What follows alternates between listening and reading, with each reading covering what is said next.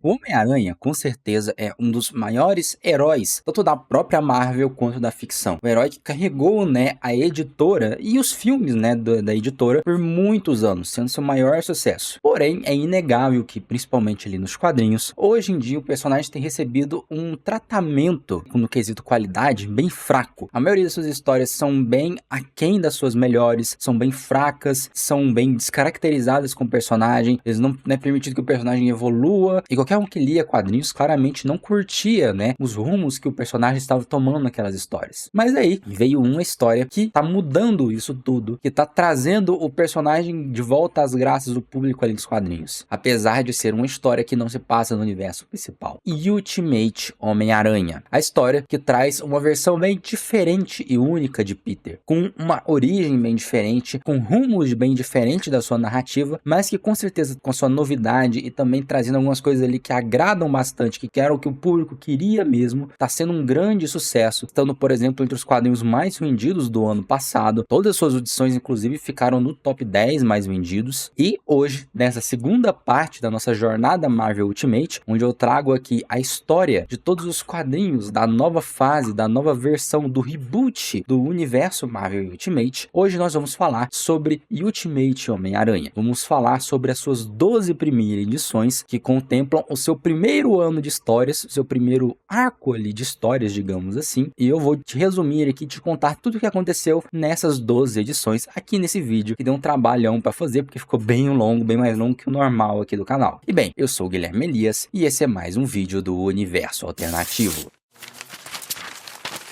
Estamos em janeiro, e logo de cara a história já nos apresenta um Peter Parker, bem mais velho e maduro, com 35 anos de idade. Também ali somos apresentados a como a vida dele seguiu rumos bem diferentes. Peter é um homem de família, casado com a Mary Jane Watson, pai de 2 filhos, Richard e May Parker. A narrativa então avança para o momento em que Peter está prestes a sair para o seu trabalho. Em suas mãos ele carrega uma estranha esfera de metal, um objeto ainda, né, sem propósito revelado. A história então corta para o Clarim Diário, onde somos apresentados a versão desse universo do JJ Jameson, que como de praxe está super impaciente e irritado, bradando Parker por todo o escritório. Mas por incrível que pareça, o Parker que ele está procurando não é o Peter. Quem ele está atrás é Ben Parker, isso mesmo, o tio Ben desse universo ainda está vivo e ainda por cima é o editor executivo do Clarim. A cena então se desenrola com Jameson esbravejando e reclamando sobre uma reunião que ocorrerá mais tarde com os acionistas do jornal. Ele até comenta que poderia adiar a reunião, já que Peter e Ben terão um compromisso naquela tarde, mas Ben assegura a JJ que voltarão a tempo. Então os dois partem para esse compromisso. Evento esse que revela-se ser uma homenagem para as várias vítimas do atentado à Torre Stark. E é claro, os dois estarão lá junto à família de Peter para prestar homenagens à tia May, que de fato acabou falecendo naquele atentado. No evento ali, várias pessoas da comunidade local ali daqueles bairros têm a oportunidade de falar algumas palavras importantes. Uma delas, inclusive, é uma pessoa bem surpreendente, Matt Murdock, que você deve conhecer como o vigilante demolidor nas histórias normais da Marvel, mas que aqui, pelo jeito, nunca se aventurou nas artes marciais e no vigilantismo, e que acabou seguindo um rumo comum na fé católica. Após as palavras de Matt, Harry Osborn, que também está por ali, faz um discurso bem peculiar. Em suas palavras, ele admite que jamais conseguirá esquecer tudo o que aconteceu, apontando seus traumas e problemas com a situação, que seguir em frente para ele seria impossível, e que ele acredita que ninguém deveria seguir em frente e que ninguém deveria esquecer tudo o que aconteceu ali. E com essas palavras pesadas, o evento se encerra ali de uma forma bem esquisita. E após o evento, Ben e Peter retornam para o Clarim Diário, que está todo acalorado. Chegando lá, eles encontram Jameson furioso, saindo da reunião com os acionistas e proclamando sua demissão para todo mundo ouvir. Bem perplexo, vai até a reunião para entender o que está acontecendo, que levou JJ a se demitir. Ele descobre então que o jornal passará por uma grande mudança, por uma grande reestruturação editorial, já que aparentemente os acionistas estão bem felizes com o conteúdo recente que o Clarim tem publicado, principalmente a sua investigação constante acerca do atentado na Torre Stark. E é nesse momento que descobrimos o grande mandante dessas mudanças, o dono do Clarim, o verdadeiro cara que está por trás de tudo, o Wilson Fisk, que você deve conhecer do universo principal como o vilão Rei do Crime. Ele então até oferece a Ben a posição que pertencia a JJ, mas Ben se recusa e também se demite, seguindo o JJ para fora do Clarim. A história então avança para a noite daquele dia, quando Fisk e seus capangas estão deixando o Clarim Diário. Neste momento, eles sofrem um ataque de uma figura clássica das histórias do Homem-Aranha, o Duende Verde, que nesse universo ostenta um visual que lembra estranhamente uma armadura do Homem de Ferro. Nós vemos o ataque ocorrendo bem rápido e logo a história já corta para outra situação. Vemos ali que Ben e Jameson estão bebendo num bar esse inclusive que é o Bar Sem Nome, um bar comum das histórias ali da Marvel, que é um lugar ali meio secreto em Nova York, onde vários vilões, principalmente vilões menores, costumam beber e relaxar no seu tempo livre. Mas pelo jeito, aqui no universo Ultimate, o Bar Sem Nome é apenas um bar comum. E ali Ben e Jameson estão conversando sobre o que farão agora, sobre como prosseguirão e refletindo ali sobre as suas demissões. Ben sugere que eles deveriam continuar na área do jornalismo, mas dessa vez com o próprio jornal deles. Um jornal que Ben diz inclusive que deveria apenas dizer a verdade. Jameson ali, inicialmente cético e sarcástico, ri da situação, já que para ele não existem notícias verdadeiras. Ele acredita que o cenário ali do jornalismo é bem corrupto e cheio de mentiras. Contudo, contagiado pelo entusiasmo de Ben, JJ decide embarcar nessa empreitada junto dele. Nesse momento, Peter chega ao bar e Jameson se despede, mas não sem antes fazer uma piadinha ali com Peter, convidando ele para vir trabalhar no jornal que eles vão abrir. Piadinha com fundo de verdade. Com Jameson fora, Peter e Ben têm um momento ali de uma conversa mais íntima, onde Peter desabafa sobre as dificuldades que vem enfrentando e sobre certas insatisfações que tem em sua vida atual. Ben, em resposta, dá um conselho a Peter, de que ele deveria acordar e começar a seguir um velho ditado: inação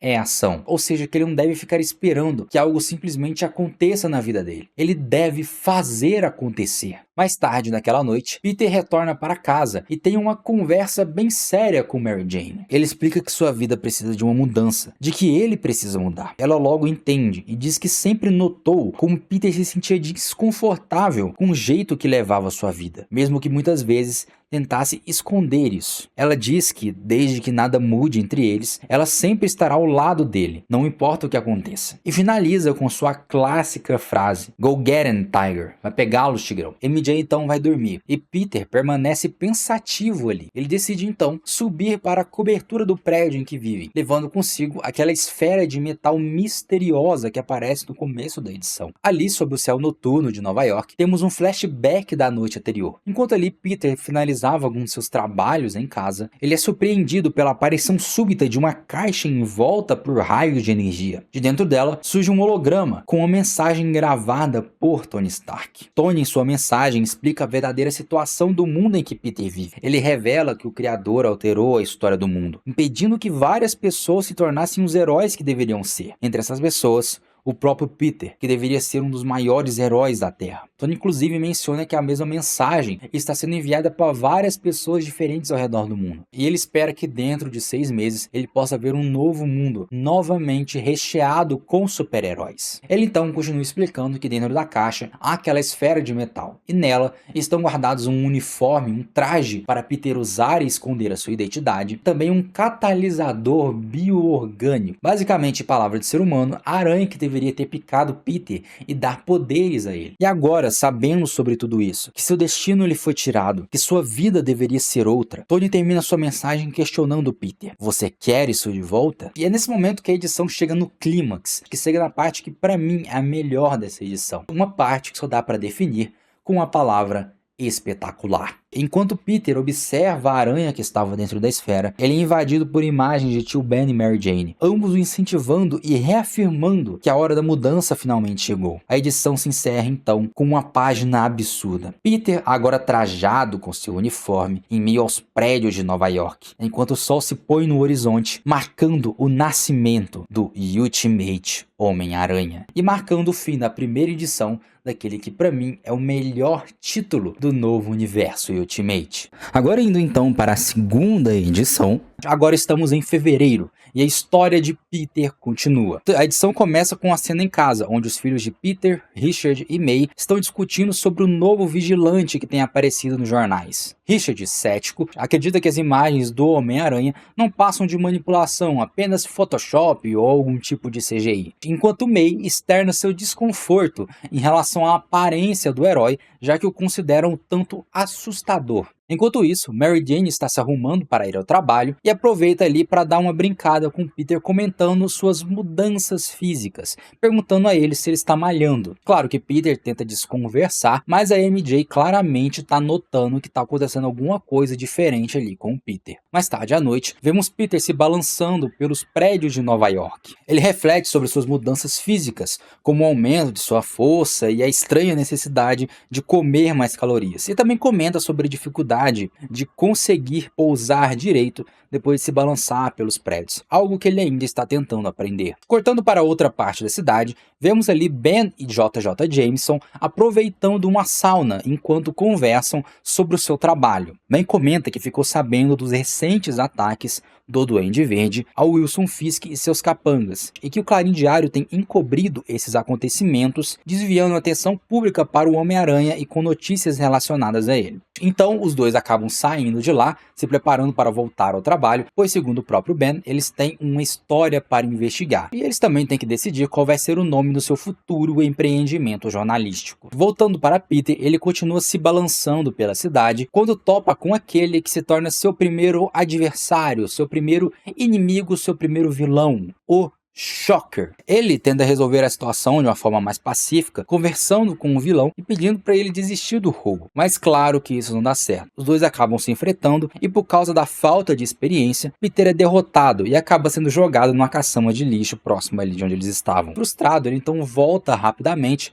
para o seu apartamento, onde decide descontar a sua frustração num belo pote de sorvete. Mas ele acaba sendo pego pela May, que acabou acordando no meio da noite e encontrando ele usando seu uniforme. Ela fica assustada no início, mas Peter revela que é ele, explicando que ela não precisa ter medo e pede que, pelo menos por enquanto, ela deixe toda essa questão em segredo. Mais tarde, Peter volta a patrulhar Nova York e acaba topando novamente com o Shocker, e agora ele já parte diretamente para a porrada, e com um pouco mais de experiência, a luta até dura mais um pouco, mas infelizmente ela volta a ter o mesmo resultado, com Peter sendo novamente derrotado. Porém, dessa vez, vemos que, ao longe, uma figura observa essa situação, muito interessado, o Duende Verde. Após isso, a edição termina com Peter voltando novamente para casa, e onde vê ali que a May deixou para ele um pequeno bilhete, onde desenhou uma aranha para o Peter usar no uniforme dele. Um momento até que bem bonitinho para terminar a edição. Seguindo então para a terceira edição, agora estamos em março. Na casa dos Parker, MJ e Richard estão de saída para fazer algumas compras, mas antes de saírem de fato, eles percebem que Peter e May estão agindo de uma maneira estranha, como se estivessem escondendo alguma coisa. Porém, Peter apenas desconversa ali, dizendo que ele e a May estão apenas passando um momento de pai e filha. A MJ então permanece desconfiada, mas deixa os dois ali a sós e sai com Richard para fazer o que eles têm que fazer. Após isso então, cortamos para a cobertura do prédio onde eles moram. Lá, Peter e May estão tendo seu dito momento de pai e filha juntos. Peter quer testar novos visuais para o seu uniforme e pediu a opinião da May para isso. Vemos então o traje mudar para vários visuais ali diferentes, que inclusive em alguns deles fazem referências a uniformes de outras versões do Homem-Aranha, como o traje do simbionte, o traje do Aranha Escarlate e o do Homem-Aranha 2099. Passadas então essas variadas versões, eles finalmente chegam a um traje que ambos gostam, que é de comum acordo, que é um bom uniforme. Aqui vemos finalmente Peter oficialmente trajado com seu uniforme final ali de Homem-Aranha,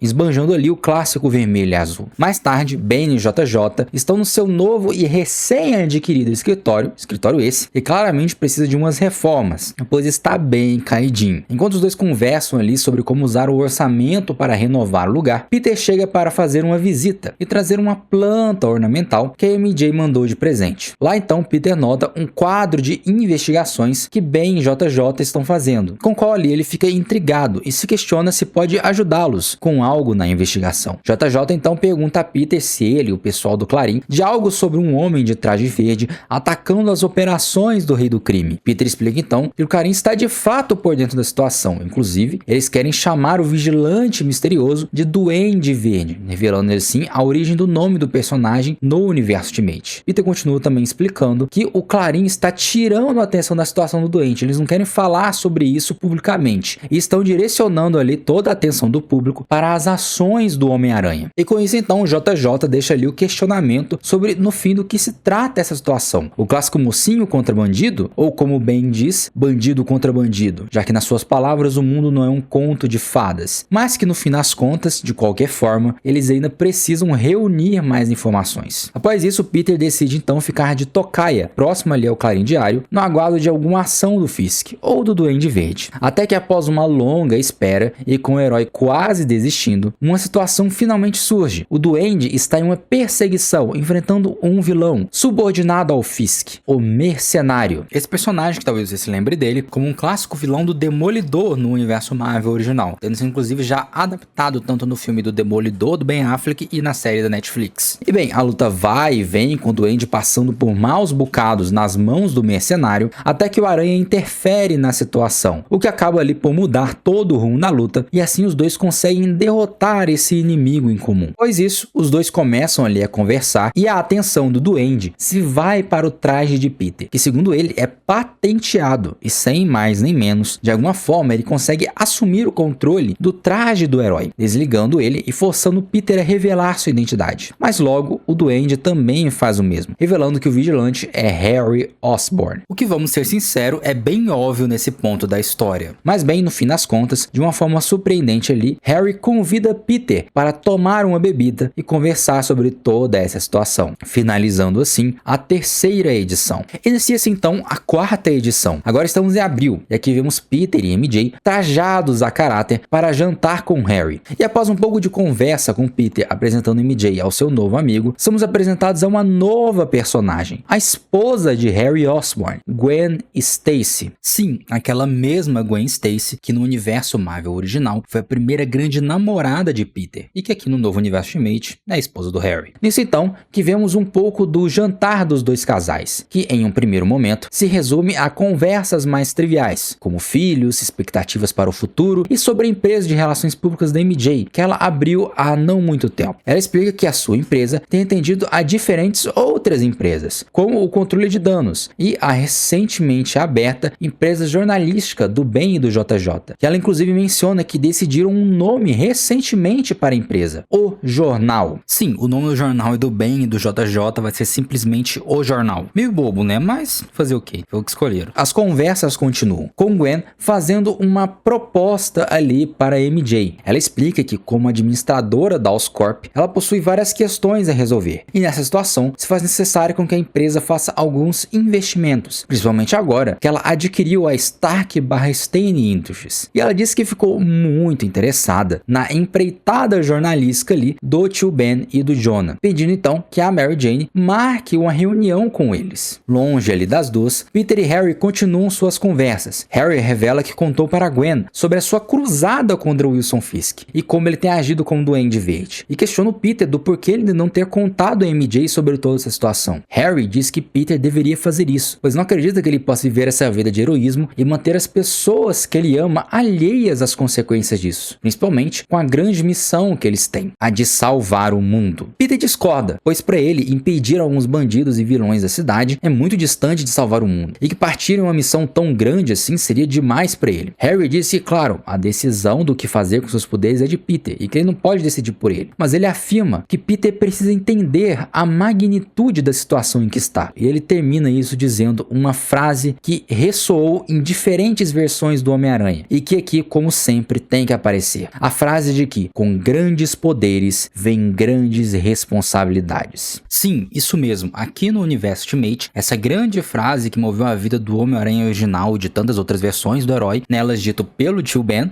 aqui é dita pelo Harry Osborn, alguém que sinceramente eu não esperava ver desempenhando esse papel. E depois disso a edição simplesmente ele só finaliza com Peter e MJ indo embora enquanto conversam e refletem sobre esse encontro de hoje com Gwen e Harry. A história então continua para a quinta edição. Aqui voltamos alguns meses no passado em uma festa da alta classe. Lá somos apresentados a Norman e Emily Osborn, os pais de Harry. Lá eles comentam sobre o próprio Harry, com o qual Norman está muito descontente por estar atrasado para a festa. Logo, ele recebe uma ligação do próprio e começa a dar uma bronca no filho, pelo atraso e pela falta de responsabilidade. Mas a conversa entre os dois é interrompida por um trágico incidente, uma explosão de alta destruição que atinge o prédio em que eles estão. A mesma explosão que destruiu a Torre Stark, sendo enviada ali pelo Conselho do Criador, mostrando assim, além de uma nova perspectiva da situação, também como os pais de Harry faleceram. Algumas semanas após o ocorrido, vemos Harry e Gwen discutindo com um advogado sobre a questão do inventário e da herança de Norman. A conversa no geral se resume a questões burocráticas, envolvendo herança e tudo mais. Mas no final dela, o advogado entrega a Harry uma estranha carta com um símbolo de peça de xadrez. O advogado explica que não sabe o significado ao certo daquilo, mas sabe de quem veio a carta. No dia seguinte, descobrimos o responsável pela carta, Wilson Fisk, o rei do crime, que chamou Harry até sua casa, pois queria ter uma conversa com ele. Fisk explica para Harry que agora com a morte de Obadiah Stane e de Howard Stark, além da suposta morte de Tony Stark, o Conselho do Criador decidiu dividir a União Norte-Americana em diferentes partes, e uma dessas partes agora ficará sob o controle de Fisk. Agora que ele assume uma parte da União, Wilson precisa resolver alguns perrengues, alguns problemas que ele herdou das administrações anteriores, e que ele gostaria de vender, digamos assim, um desses problemas para Harry. Esse problema que o rei do crime mencionou é a Stane/Stark Industries, que agora ficaram sem dono. Então que a história corta para 2 semanas após isso. Com Stane/Stark sob a jurisdição ali da Oscorp, vemos Gwen, Harry e um homem de identidade ainda não revelada entrando em uma instalação Stark. Instalação essa cheia de várias armaduras do Homem de Ferro. Lá, o homem que lhes acompanha começa a acessar os dados e informações de um terminal Stark. Terminal esse cheio de detalhes, não só sobre questões referentes à empresa, mas também a tudo que Howard e Tony descobriram sobre o Criador e seu conselho. Inclusive é nesse momento que nos é revelada a identidade desse homem misterioso que está acompanhando o Harry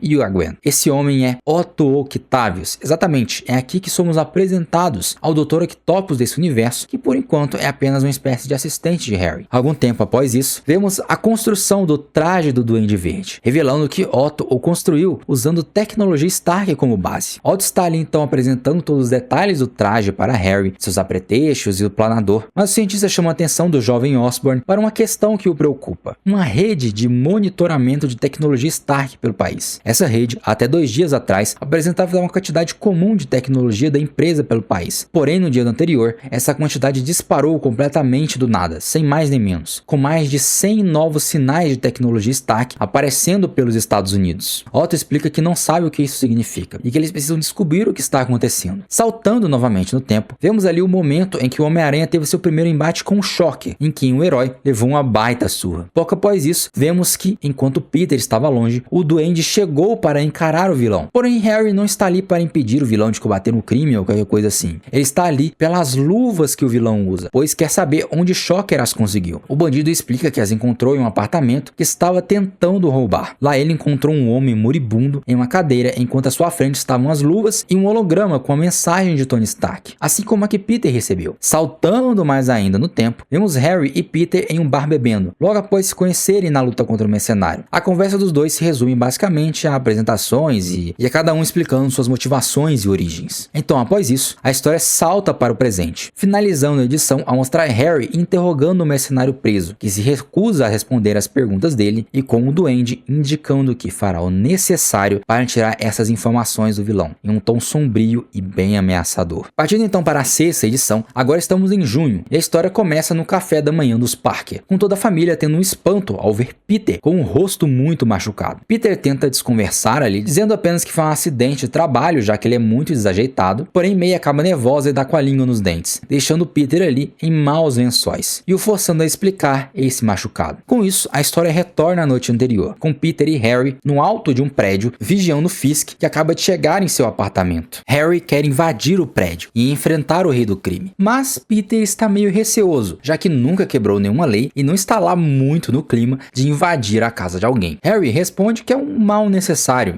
e Peter consente, apesar de ainda relutante. Ele então pede a Harry que não fique o chamando por seu verdadeiro nome, enquanto eles estão de uniforme, sugerindo que eles usem codinomes. Harry diz que eles não têm codinomes para usar. Peter discorda, pois Harry tem um codinome dado pela mídia, o Duende Verde. Harry tenta retrucar Peter, mas acaba concordando que Duende Verde é um bom nome. Mas, por enquanto, Peter continua a ser um nome próprio. Agora, com os dois de acordo sobre esses pormenores, eles partem para a ação, invadindo o apartamento de Fisk, que por sua vez não está nem um pouco surpreso com a chegada dos dois heróis, revelando que sabe que eles estão vigiando seu apartamento há um bom tempo. Daí então que os três partem para a briga, com Fisk se prendendo junto dos dois dentro de uma espécie de jaula. E os dois heróis levam uma baita surra, já que o rei do crime usa algum tipo de exoesqueleto embutido na pele que lhe dá uma força descomunal. O Duende nota então que eles não vão conseguir vencer o Fisk naquele momento, então manda que seu planador bombardeie o apartamento para criar uma abertura e assim os dois conseguirem fugir de lá. Assim, a história retorna para o presente, com Peter terminando de explicar toda a situação para sua família, revelando suas ações como um vigilante. A família de início fica, claro, assustada com toda a situação, mas eles compreendem os motivos de Peter para fazer tudo isso. Ele então pede às crianças que vão dormir, pois precisa conversar a sós com MJ. Peter pensa que MJ deve estar pé da vida com ele, mas ela explica que não está brava. Na verdade, após todo ouvir a explicação, ela sente um certo misto de orgulho e medo com tudo isso. Peter continua a conversa e ele então até mostra seu traje para MJ, que por sua vez lhe pergunta por que nome ela deveria chamá-lo enquanto está fantasiado. Ele então explica que ainda não tem um nome de herói, mas que está aberto a sugestões. Então cortamos para Peter e MJ balançando de teia por Nova York, enquanto ao fundo ela diz: "Não é óbvio? Você é o Homem-Aranha", finalizando assim a sexta edição e trazendo a origem do nome do herói deste novo universo. Partindo então para a sétima edição, agora estamos em julho e a grande dupla dessa história, Peter e Harry, estão em um dos prédios da Oscorp, também é base de operações do Duende Verde, além do local de trabalho do Otto Octavius, do qual acaba de ser apresentado a Peter. Otto então começa a explicar para os dois sobre algumas questões que eles terão que lidar acerca de seus trajes. Ele explica ali que ambos foram construídos com tecnologia Stark, porém com tipos de engenharia bastante diferentes, podendo chamar a do traje do Harry de tecnologia Stark 1.0 e o traje do Peter de Stark 2.0. Otto continua dizendo que o traje de Harry é basicamente uma peça dedicada de hardware bem sofisticado, última geração, construído perfeitamente. Pelas impressões do cientista, ele diria até que o traje é a máquina perfeita de guerra e que com a peça dessa, eles são livres para fazer o que quiser com ela, todo tipo de personalização em todos os sentidos. Porém, o traje de Peter de picotecnologia é algo além disso, altamente adaptável, transformativo e bem mais complicado de controlar. Ele continua a explicação dizendo que ambos os trajes funcionam sobre a mesma rede, podendo operar de forma tanto conjunta quanto independente. Porém, ao operarem de forma independente, eles ficam sujeitos a comandos de rede, tais quais o que Harry usou para desligar o traje de Peter na primeira vez em que se encontraram, questão que Peter comenta querer dar um fim. Continuando a explicação de Octopus, ele revela que os trajes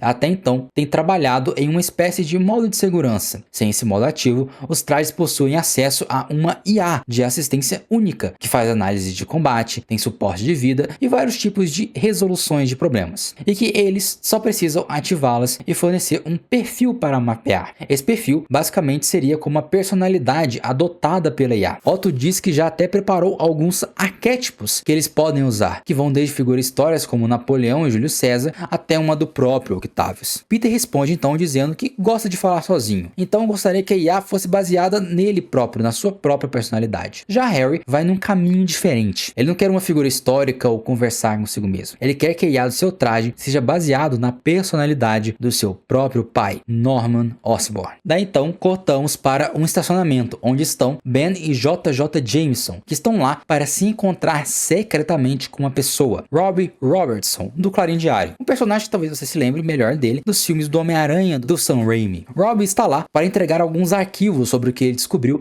acerca de toda a situação do Wilson Fisk, mas que, como ele bem sabe, o Clarim nunca publicaria isso. Então ele decidiu repassar para Ben e JJ, que são de confiança. Jonah, inclusive, pergunta a ele se ele estaria a fim de entrar para o jornal. Robbie responde que esteve pensando sobre o assunto, mas que por enquanto ele será mais útil estando no Clarim, sendo o informante do jornal de dentro das linhas inimigas, digamos assim. Após isso, vemos uma nave chegando a um dos prédios de Fisk. Na nave está o Capitão Britânia, um dos membros do Conselho do Criador. Lá dentro, ele questiona Fisk sobre um de seus agentes, o mercenário, que desapareceu. O Rei do Crime explica que, infelizmente, não foi possível rastreá-lo, pois o Duende Verde utilizou um PEM de proximidade para apagar quaisquer gravações de câmeras na região da sua luta com o mercenário, apagando totalmente os seus rastros. Britânia então fala que finalmente entendeu que a situação ali de Nova York é mais complicada do que o imaginado imaginado, por isso ele trouxe um presente para Fisk, uma equipe com vários mercenários, dando a entender que o vilão aqui nesse universo seria uma espécie de projeto de clonagem para produzir vários agentes. Porém, Fisk recusa o presente de Britânia, dizendo que se vai resolver essa situação, ela será resolvida sob seus termos. O Britânia então questiona se ele poderia compartilhar qual seria seu grande plano. O Rei do Crime então responde que não tem um plano, ele tem 6 deles, indicando, a partir daí, a chegada do Sexteto Sinistro, uma clássica equipe de vilões do Homem-Aranha. Mais tarde, vemos Harry e Peter treinando, enquanto Otto faz as configurações finais para as IAs do traje. Então ele avisa que já terminou os preparativos, mas fala que assim que as IAs forem ativadas não tem volta. Os trajes teriam que ser completamente reiniciados para desativá-las. Então, com o choque de energia, as IAs se ativam. Agora, Harry ouve uma versão computadorizada de seu pai e Peter uma cópia dele mesmo, que inclusive relembra que eles deveriam comprar um presente para os seus filhos, já que seus aniversários estão chegando. Daí que Peter e Harry voltam a treinar, só que dessa vez para testar suas IAs. Porém, a HQ dá um foco bem maior na versão IA do Norman Osborn, que mais julga Harry do que ajuda, o chamando de fraco constantemente e até dizendo que ele não está o vingando e sim o envergonhando, assumindo bastante ali a personalidade do Norman Osborn mesmo. Até que Harry, sobrecarregado, lança um grande raio repulsor contra Peter, que apesar de doer bastante, não chega a causar nenhum ferimento grave no Aranha. Porém, enquanto Harry ajudava Peter ali a se levantar, um problema surge. Um terceiro sinal de tecnologia Stark entrando na rede. Isso então que surge na frente deles um grande portal e saindo dele Tony Stark, o rapaz de ferro, que finaliza a edição dizendo: "Eu disse que voltaria em 6 meses e estou aqui. Só tenho uma pergunta. Você já é um herói?" Agora, indo para a 8ª edição, estamos em agosto e vemos o casal Parker se arrumando para a festa de aniversário dos seus filhos. MJ vai na frente enquanto Peter termina de se ajeitar. Então ali no momento ele está prestes a pegar o seu traje quando muda de ideia e comenta em voz alta que agora tem uma política de não usar fantasias nos aniversários da família. Então o próprio traje responde, ou melhor dizendo, a IA do traje responde, dizendo que isso é decepcionante, mas pede a Peter que dê um feliz aniversário para as crianças. Então o herói, surpreendido, indaga a IA como ela está falando com ele, já que ele acreditava que isso só ocorria quando ele usasse o uniforme. A IA explica que por ser uma cópia basicamente perfeita da psique de Peter, é óbvio que ela poderia falar. Peter então fica meio acanhado com isso, mas está atrasado e vai ter que deixar a conversa sobre tudo isso para um outro momento. Daí então, a história retorna 3 semanas atrás, quando Tony Stark veio fazer uma visitinha para Peter. E a primeira coisa que o Parker pergunta a Tony quando o vê é sobre o seu traje, sobre os motivos dele ser tão diferente do de Harry. Tony explica que o traje de picotecnologia foi a última criação de seu pai, algo revolucionário, algo especial, e que quando ele estava montando os pacotes para enviar no tempo aos diversos heróis, ele queria enviar uma tecnologia assim para o que mais precisasse, ou seja, algo especial para alguém especial. Stark continua explicando que o motivo de Peter ser tão especial é porque ele está no topo da lista de ameaças do criador, uma lista de heróis que o vilão considerou críticos para a missão e que deveriam ser de alguma forma apagados da história. Harry então questiona como pode Tony ter tal informação, já que ele e Otto também têm acesso aos dados acerca do criador, indagando se o rapaz de ferro estaria mentindo. Ele responde que é verdade, não está mentindo, mas afinal ele questiona quem ele é, quem é essa pessoa que está numa armadura que segundo ele é roubada. Então, ao simplesmente encostar no peitoral da armadura, Tony a desativa, descobrindo então a identidade do duende. Daí eles têm uma pequena discussão com Stark dizendo que Osborn roubou seu direito de nascença, que é a Stane/Stark Industries. Mas a discussão logo passa e Tony avisa que falta pouco mais de um ano para o retorno do criador e recomenda que Peter se prepare para quando o momento chegar. Então Harry questiona o rapaz de ferro onde ele estava na lista. Ele responde que ele só simplesmente não estava na lista, de forma nenhuma. Mas acrescenta que se Harry está andando com Homem-Aranha, ele com certeza irá crescer e merecer esse traje. Ele também acrescenta que Harry pode ficar com a empresa, pois ele já passou por coisas maiores e coisas mais importantes, indo então embora dali, dizendo que entrará em contato no futuro. Agora a história retorna para o presente. Peter, Ben e JJ estão na padaria para pegar o bolo das crianças. Eles conversam ali sobre algumas coisas e então surge um questionamento ali da parte do JJ e do Ben para Peter. Eles querem saber se Peter quer entrar na mesma empreitada que eles. Eles explicam que no próximo mês o jornal será finalmente lançado e eles querem que o Peter seja membro ali da empresa jornalística deles. Peter fica meio acanhado com a ideia, ele diz que já está trabalhando no Clarim há muito tempo, que é um emprego estável e tudo mais, porém, no fim ele acaba não conseguindo dizer não e dá como resposta aos dois que irá conversar com a MJ sobre isso. Mais tarde, vemos finalmente ali o aniversário dos filhos do Peter e que é interessante um easter egg de que o aniversário está acontecendo em um fliperama chamado Arcades, que faz referência a um vilão da Marvel de mesmo nome. Inclusive, o próprio estampa a placa ali do fliperama. fama. Talvez ele próprio seja o dono do lugar. Na festa, então, todos estão se divertindo ali, os meninos recebendo presentes, o JJ dando um livro que ele mesmo escreveu por Richard e várias outras coisas. Cortando então dessa situação, vamos para a Torre Fisk, onde o rei do crime está no aguardo de alguns convidados. Fisk está ali conversando com seu assistente e ele questiona o que aprendeu sobre os convidados que estão chegando. Daí então que somos apresentados a eles por meio de explicação. Eles que são diferentes vilões das histórias do Homem-Aranha, exceto por um, e que agora formarão os membros do Sexteto Sinistro do Universo Ultimate. Começando por Theo Martin Lee, o Senhor Negativo, CEO da iniciativa filantrópica Fundação Festa e secretamente líder da Gangue dos Demônios, e controla um bairro do Queens, e que ele possui ali habilidades sobre-humanas como o controle da mente. Por segundo temos Walter Hardy, que no passado agia como notório ladrão Gato Negro, mas que atualmente aposentado usou sua riqueza adquirida do crime para controlar todo o território do Bronx. Ele também é casado e possui uma filha, Felicia Hardy, que no universo Marvel original é a Gata Negra, um clássico interesse amoroso do Homem-Aranha, mas aqui pelo jeito ainda é bem mais nova e não vai rolar esse interesse amoroso, é claro. Por terceiro, temos Sergei Kravenov, também conhecido como Kraven, ou Caçador, um bilionário russo que foi expulso da sua terra natal durante um acontecimento chamado de o Expurgo Rasputin, em que, pelo que é dito, os mutantes tomaram o poder da Rússia e em que magia e colossos passaram a comandar a nação. Kraven com o tempo se tornou um caçador, sucedendo seu pai que também caçava. É dito que ele foi atrás de basicamente qualquer coisa que possa ser caçada, sempre caçando em pares. Uma caça ele mata e a outra ele mantém viva para ser exibida em seu zoológico particular. E ele é comandante da região de Staten Island. O quarto membro é o vilão Mistério, mestre das ilusões e comandante do Brooklyn. Porém, além disso, não se tem muitas outras informações sobre ele. Seguindo, o quinto membro é o Toupeira, comanda o submundo de Nova York e que de todos os membros da equipe é o único que não é originalmente um vilão do Homem-Aranha ali no universo Marvel original, sendo comumente ali um inimigo do Quarteto Fantástico. Porém, né, não tem quarteto aqui, então ele acaba sendo um vilão do Homem-Aranha. Então, por último, o sexto membro é o próprio Wilson Fisk, que dispensa apresentações. Agora então, com o sexteto totalmente reunido, o Rei do Crime apresenta a motivação de sua reunião, o Homem-Aranha e o Duende Verde, que, nas palavras do próprio Fisk, são ratos que esqueceram seu lugar. Então, finalizando a edição, Kraven questiona se ele quer que todos os 6 os capturem ou matem. Fisk então diz que na verdade pretende transformar toda essa questão em um jogo. Agora vamos para a edição 9. Aqui estamos no mês de setembro e vemos ali a base de operações de Peter e Harry na Oscorp. Lá Otto o chamou para mostrar uma certa coisa, algo que ele eloquentemente chama de liberdade. Liberdade da Stane e da Stark, onde ali ele dá para Harry uma atualização de firmware para o seu traje, retirando o traje da rede Stark e colocando ele em uma rede própria. Já em relação a Peter, a coisa é diferente. Otto explica que a tecnologia do traje dele ainda é um enigma muito avançado, do qual ele ainda não consegue resolver. Com isso, ele se viu na necessidade de criar um novo traje para Peter. Peter então tem uma certa conversinha ali com a IA do seu traje. Eles decidem que se Peter vai trocar de uniforme, o antigo vai ficar na sua casa e vai ser, num primeiro momento, o sistema de segurança para a família Parker. Então Otto apresenta o novo traje que ele construiu, uma armadura tal qual a que Harry usa, só que com detalhes vermelhos e dourados e ajustado ali para o visual do Homem-Aranha. Ou seja, basicamente, a versão desse universo do traje Aranha de Ferro, que no universo Marvel original foi construído pelo Tony Stark ali na saga da Guerra Civil. Porém, Peter acaba negando o traje de uma forma bem ríspida até, que incomoda Otto. Mas Harry tenta esclarecer melhor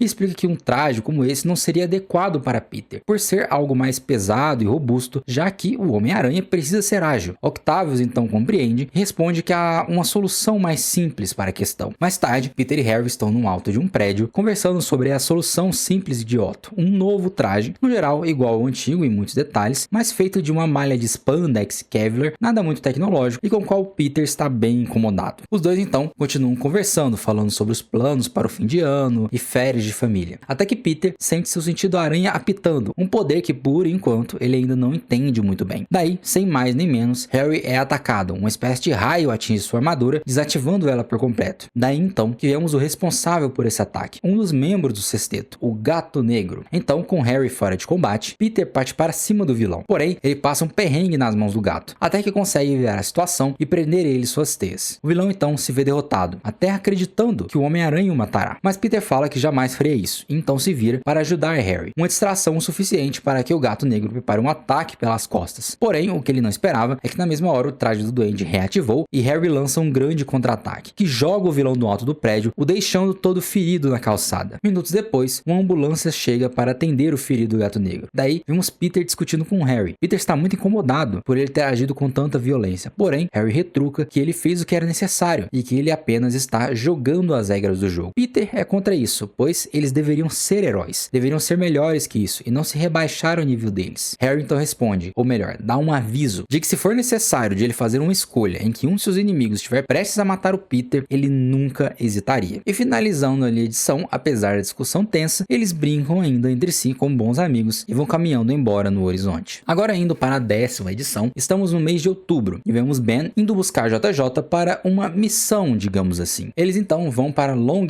Island para ir ter uma conversa com um dos advogados de Fisk. No local, eles encontram um advogado que claramente não esperava ser entrevistado. Ben mostra um contrato assinado pelo advogado que autoriza a venda da Stein/Stark para uma empresa de fachada, que pertence a uma outra empresa de fachada e assim por diante, despistando o verdadeiro comprador da Stein/Stark. Ben quer saber se ele pode dar uma luz sobre quem verdadeiramente foi o comprador. Porém, antes que pudesse continuar, a segurança do lugar aparece para expulsar os dois jornalistas de lá. Uma semana depois, a investigação continua e os dois continuam perseguindo o verdadeiro comprador da Stein/Stark. E ali, com muita dor de cabeça, passando por diversos nomes, eles acabam chegando em um nome certeiro, a Oscorp. Daí, passado mais uma semana, vemos Ben e JJ indo ter uma reunião com Gwen na Oscorp. Eles explicam que tem um assunto delicado a tratar. Eles então começam a questioná-la sobre a Oscorp ter comprado a Stein/Stark, sobre como foi feita a negociação da compra, do porquê dela querer esconder o fato de ser dona da Stein/Stark, o que aconteceu com toda a tecnologia, de tudo isso coincidir também com pessoas voando por aí com trajes blindados e finalmente que seria ela a estar financiando tudo isso secretamente. Nisso então, que furiosa, ela expulsa os dois de lá, gritando que quer o seu dinheiro de volta. 2 dias depois disso, vemos Harry indo falar com Ben e JJ no jornal. Lá, eles conversam sobre a situação e nisso Ben e John explicam para Harry um pouco do que descobriram até então sobre toda essa questão. Eles sabem que a Stein/Stark foi comprada pela Oscorp por intermédio de Wilson Fisk e que usando a tecnologia ali do Homem de Ferro, eles criaram a armadura do Duende e que inclusive eles acreditam que ou o Harry ou a Gwen são os principais suspeitos de usarem o traje. Nisso, Harry fica irritado por entender a menção à sua esposa como uma ameaça e já ativa parte da sua armadura. Porém, Ben tenta acalmá-lo e explica que eles não estão tentando revelar a identidade do Duende Verde ou coisa parecida. Na verdade, o seu real questionamento é por que motivo Wilson Fisk venderia para ele a coisa que ele está usando para destruí-lo. Agora, mais calmo, Harry explica que comprando a Stein/Stark, eles acabaram tendo acesso a dados acerca de muitos segredos sobre o mundo, sobre o criador e sobre o próprio Fisk. Nisso, ele entrega para Ben e Jonah um pendrive com todos esses dados para eles escreverem essa história. Então ele finaliza recomendando que eles não coloquem seus nomes verdadeiros na matéria que eles irão escrever. Mais tarde, naquela noite, vemos os dois jornalistas finalizando a matéria que eles vão publicar. Nisso, eles conversam um pouco e firmando ali entre os dois o pacto de que eles realmente vão entrar nessa empreitada maluca deles. Daí que a edição finaliza mostrando a matéria, revelando que Peter realmente entrou para o jornal como fotógrafo e também um grande easter egg, que é o pseudônimo dos dois usado para não descobrirem que foi eles que escreveu a matéria. Esse pseudônimo é Ben Reilly, um nome que talvez seja familiar aos leitores do universo Marvel original, sendo o nome verdadeiro do herói Aranha Escarlate. Agora indo para a 11ª edição, estamos em novembro e ali vemos o Homem-Aranha fazendo uma ligação de um alto de um prédio. Ele está tentando ali entrar em contato com o Harry, que deveria encontrá-lo ali naquele lugar, porém ele não atende de maneira alguma. Daí que ele decide ligar para Otto pedindo que ele rastreie o seu amigo. Porém, antes mesmo que ele pudesse dar uma resposta, Peter nota um assalto acontecendo do lado onde ele está e decide impedir. Assalto esse que está sendo feito pela Gangue do Demônio, comandado pelo Senhor Negativo. Mas Peter acaba rapidamente com todos os capangas que promoviam o ataque, até que o chefão, o próprio Negativo, aparece para confrontar o Aranha, e ele usa ali seus poderes de controle mental para fazer com que os reféns no banco ataquem o herói, o que acaba deixando ele ali em maus lençóis, já que o Peter nunca atacaria pessoas inocentes. Então as coisas ficam bem complicadas pro lado dele. Mais tarde, vemos uma outra reunião do sexteto, onde eles discutem sobre o Senhor Negativo ter deixado o Aranha fugir, mesmo com a ótima oportunidade que tinha. E Negativo explica que não tentou pegá-lo, pois a oportunidade seria melhor usado para uma fuga. Então Kraven afirma que a necessidade de dar fim ao Homem-Aranha se tornou ainda maior, vendo que agora foram reduzidos de 6 para 5 membros da equipe. Porém, o Gato Negro aparece numa cadeira de rodas, retrucando Kraven. Ele explica que apesar de ter novas limitações, ele ainda desempenhará seu papel. Porém, quando for necessário, sua filha Felicia Hardy irá agir no seu lugar, assumindo ali como Gata Negra e finalizando a edição. Agora então vamos para a 12ª edição, que é a última desse vídeo, dessa segunda parte da jornada Marvel Ultimate. E agora nós estamos em dezembro, e é Natal na casa dos Parker, onde somos apresentados a outros membros da família família que estão participando da ceia esse ano, como a mãe, tia e irmã da Mary Jane. Isso também vemos que ali a relação dela com sua mãe e irmã não é das melhores. As duas são pessoas bem complicadas, com as quais a MJ tem várias questões, principalmente com sua irmã, Gale, e no passado elas tiveram uma briga após ela dizer a MJ que ela estava desperdiçando sua vida por tentar se casar e ter filhos. E então ali na festa as duas voltam a discutir novamente, porém a MJ quer consertar as coisas entre elas. Então ela questiona a irmã o motivo dela ter aceitado vir a ser após tantos anos de convites recusados. Gale então revela que está passando por um divórcio e que aceitou o convite pois queria um ar diferente e ver a tediosa vida que MJ tem, um tipo de tédio que ela admite que gostaria muito de ter agora. Daí então que ela pede desculpas por tudo que fez e ambas ali fazem as pazes. Então tudo parece bem na ceia, uma família unida, todo mundo festejando, porém Mary Jane acaba recebendo uma ligação de Gwen, que está ali desesperada. Ela está na casa de férias dela do Harry, porém ele não apareceu por lá e está sumido tem 6 dias. Então MJ vai questionar a Peter se ele sabe do Harry e do que está acontecendo, porém ele está ali super quieto e não responde. Daí ao encostar nele, ela percebe que aquele não é o Peter, mas sim traje do Homem-Aranha de picotecnologia, controlado pela IA, e que tomou a forma do Peter e assumiu seu lugar, que no momento meio macabro ali olha para MJ com olhos totalmente pretos, dizendo Feliz Natal. Daí então que finalizando a edição, no seu epílogo, temos uma resposta do paradeiro de Peter e Harry. Vemos eles ali, feridos e acorrentados, sob a vigilância de Kraven, o caçador. E bem, essas foram as 12 primeiras edições, as edições que contemplam o primeiro ano de histórias, o primeiro arco de histórias do Ultimate Homem-Aranha. A história, claro, continua, estão saindo mais edições, a cada mês sai uma edição nova, e é claro que eu vou cobrir para vocês aqui muito em breve. Mas primeiro, temos que continuar as outras histórias desse universo. Por isso então, na parte 3 da jornada Marvel Ultimate, eu vou contar a história de Ultimate Pantera Negra, contemplando também as suas 12 primeiras edições, que também contemplando seu primeiro ano, seu primeiro arco de histórias. Mas enquanto o próximo vídeo não chega, eu peço para você que você deixe o seu like, inscreva no canal caso você não for inscrito, e também compartilhe o vídeo com alguém que curte esse tipo de conteúdo, beleza? E é isso, eu me vejo vocês no próximo vídeo, seja sobre outro assunto, seja na próxima parte da jornada Marvel Ultimate, e eu me despeço de vocês. Até mais!